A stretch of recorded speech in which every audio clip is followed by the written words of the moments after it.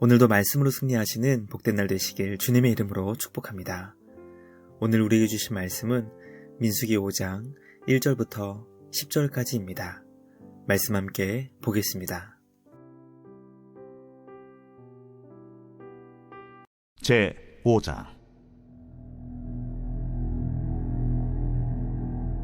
여호와께서 모세에게 말씀하여 이르시되, 이스라엘 자손에게 명령하여 모든 나병 환자와 유출증이 있는 자와 죽음으로 부정하게 된 자를 다 진영 밖으로 내보내되 남녀를 막론하고 다 진영 밖으로 내보내어 그들이 진영을 더럽히게 하지 말라.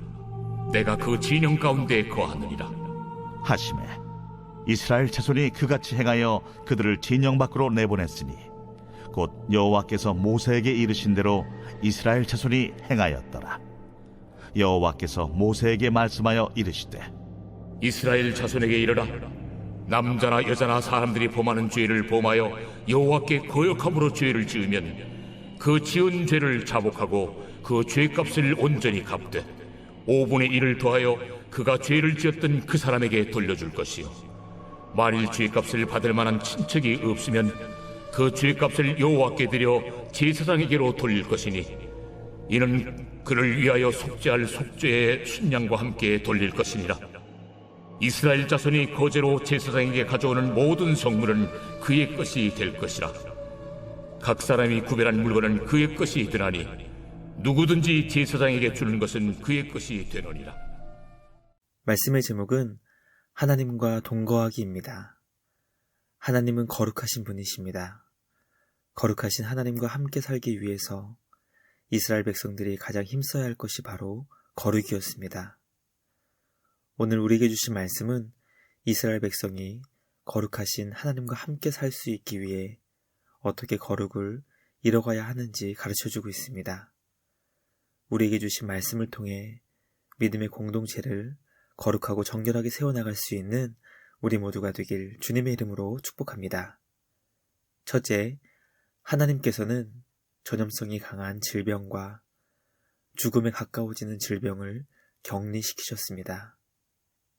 이스라엘 공동체 안에 전염성이 강한 질병 가운데 하나는 나병으로 번역된 악성 피부병이었습니다. 이 악성 피부병은 사람뿐만 아니라 가축과 심지어 집과 벽돌까지 발생하는 곰팡이 균을 의미했습니다. 하나님께서는 전염성이 강한 이 질병에 걸렸을 때 그 사람을 진영 밖으로 격리시키사 공동체가 질병으로부터 안전하게 보호하셨습니다.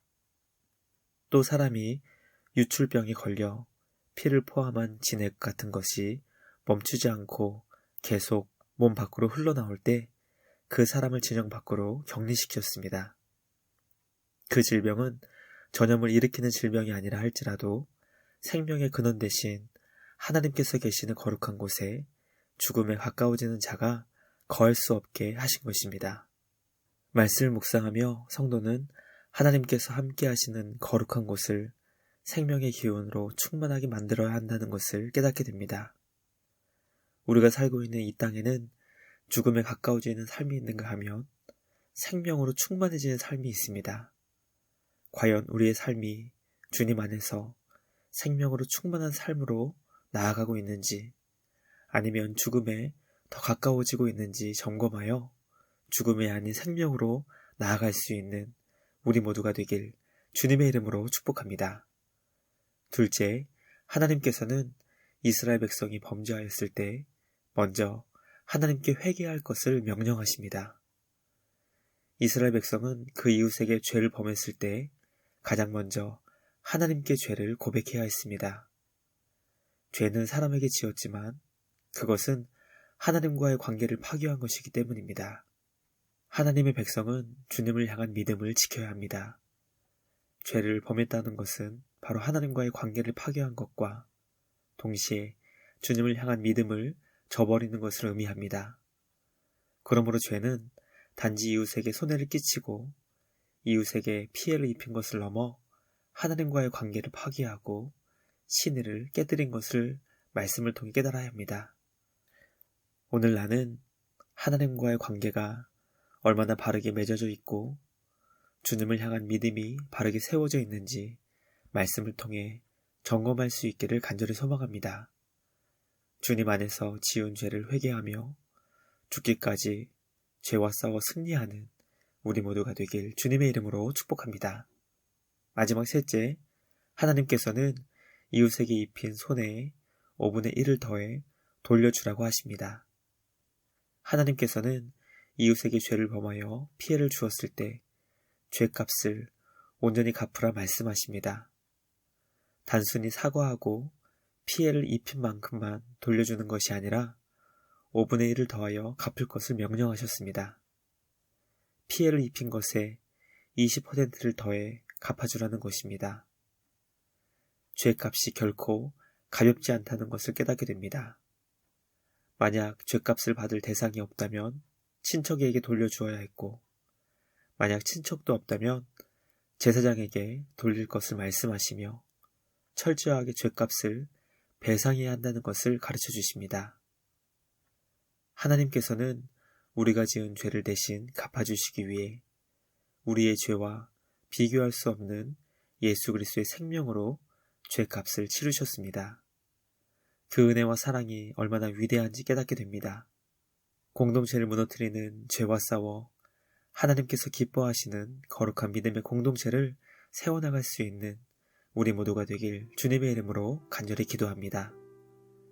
묵상을 마치며 함께 기도하겠습니다. 하나님 아버지, 우리에게 주신 말씀을 통해 거룩하신 하나님과 함께하기 위해 거룩한 공동체가 되어야 한다는 것을 가르쳐 주시니 감사합니다.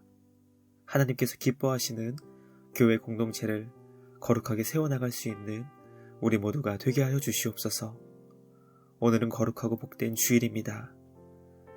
주님을 함께 모여 예배하며 경배할 때 왕이신 주님을 더욱 사랑하며 감사하게 하시고 하나님께서 기뻐하시는 죄와 싸우며 거룩한 공동체를 세워나갈 수 있는 우리 모두가 되게 하여 주시옵소서.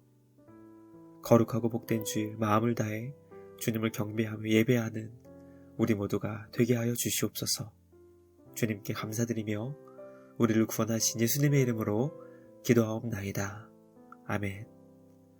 오늘도 주님과 함께 말씀으로 승리하시는 복된 날 되시길 주님의 이름으로 축복합니다.